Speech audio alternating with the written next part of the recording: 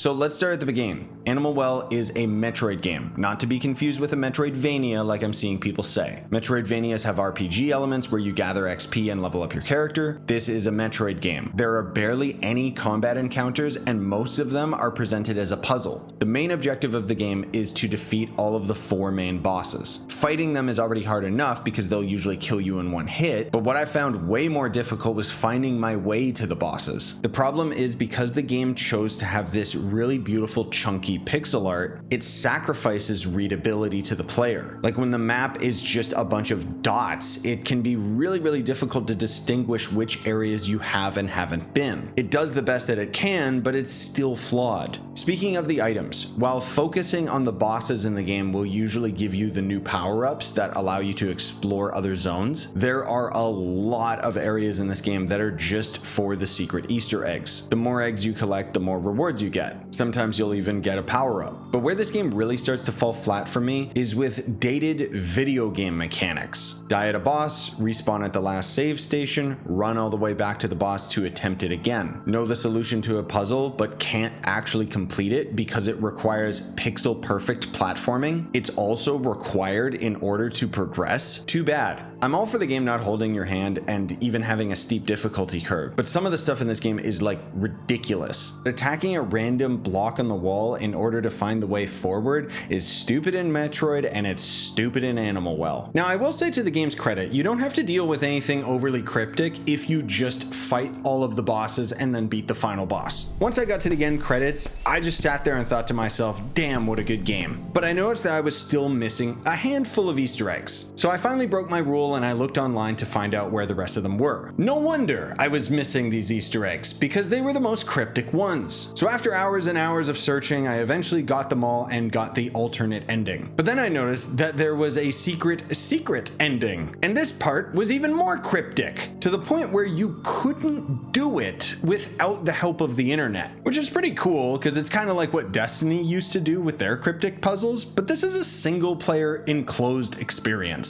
So I don't know, it doesn't do it for me. So overall, do I still recommend Animal Well? Yes and no. I think that it takes a certain type of gamer to be able to enjoy and appreciate this, and even those of you that have more patience will probably enjoy this game a lot more than I did. Even so, I think that the developer should be proud of what they've accomplished. The amount of creativity in this game puts most AAA studios to shame. We need more games in the world where it's exciting to get a slinky as a power-up, rather than just another generic shooter that's being praised for being slightly above average. Like, is this game really good, or is it just because the bar has been set really low by AAA? Yes.